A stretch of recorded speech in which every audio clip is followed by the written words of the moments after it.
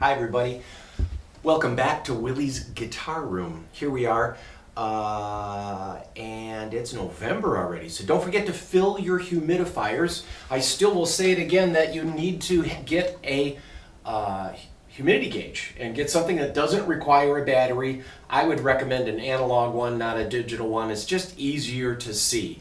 And from across the room we can see this is in the green, which means we're okay. So the whole world chases pre-World War II acoustic guitars.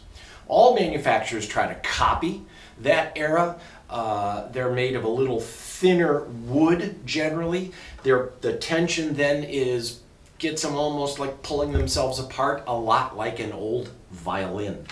And we're also really happy when we see any pre-war, any 30s, 40s Gibson or Martin, but it's a happy day when we get Collings in, and we just got this in, and this is a Collings 01. So the 1 series from Collings is always mahogany, the 2 series is always rosewood, but this is a 01T. Now, traditional for Collings is more like the pre-war guitars. And this is what they're trying to get. What you can do with that is they're adding a little more mass inside here. They've been experimenting with bolt-on and how much mass there is. And honestly, some of the Martins that don't have adjustable truss rods, part of that is they sound better without it. That's why Martin didn't make an adjustable truss rod until 1986, because they sound better. So Collings has kind of made their own hybrid thing with this. On the T's, they are the thinner wood, especially noticed on the sides of the instrument. And you get that, you get more projection out of it. They have a little different bracing pattern. They have a skinnier finish, again, as a nod to the older ones. There's a little less finish on here. There's a difference in the bracing on the T's, the traditional. So they make several models in the traditional series. These all come with 1 3/4 nut width standard. Occasionally we will order these with the smaller nut width, but what you get out of a 1 is a little more balanced sound. Actually, it's easier to hold than a dreadnought.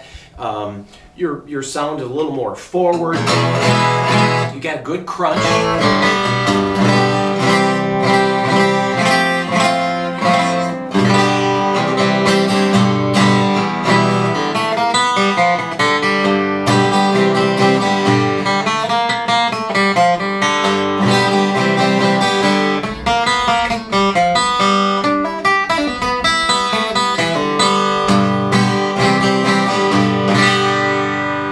These are fantastic guitars. It's no wonder that Collings is sold out all the way through 2024.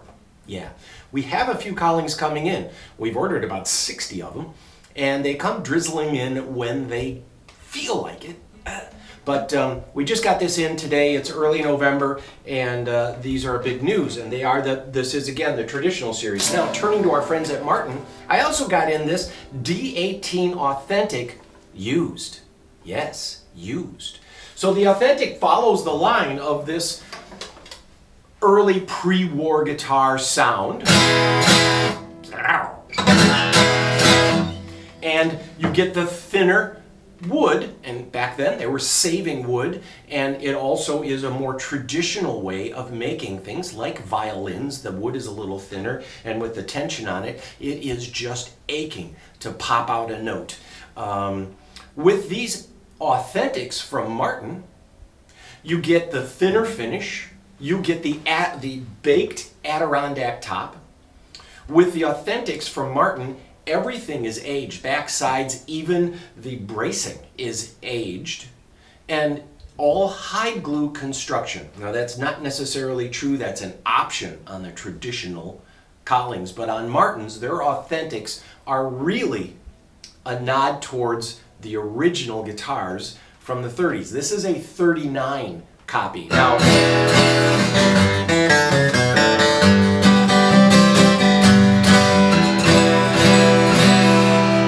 this one too is slightly aged, and it's aged slightly at the factory, so you don't have to worry about putting that first scratch in it. And I know some of you don't like that. Others, like myself, kind of like the fact that there is a few dings and scratches on it. It relieves any worry to put that first scratch on it. I don't have to worry about it that much. And it's a look, because if you were to pull this out at a bluegrass festival and not tell anybody, you'd swear this was an original guitar.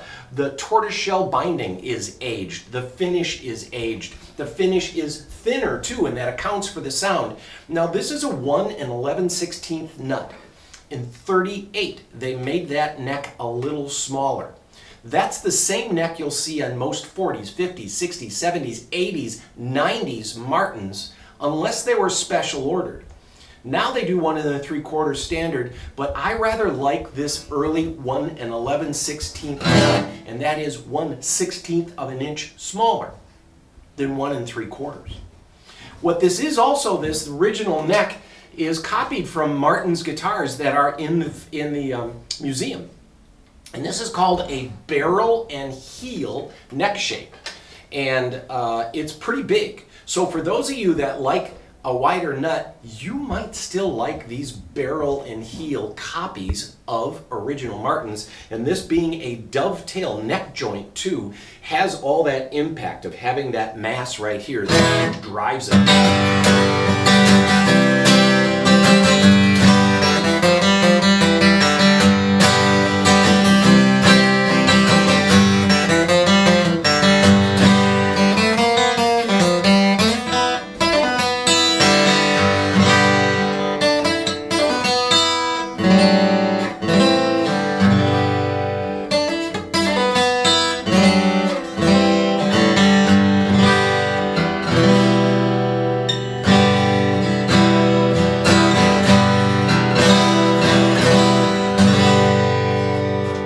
What you get out of a mahogany dreadnought is thunder and this upper mid-range clarity that really makes those high notes sing and stand out. And what you get out of an authentic is what you get out of an antique guitar. If this was a real 1939 Martin D18, this would probably be $35,000, $45,000 and wouldn't last very long.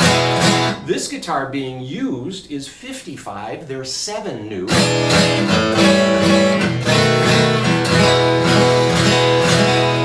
And it's just a fantastic guitar. Real quick before you go, I am going to play this new Collings so you can hear this gentler guitar with a smaller motor.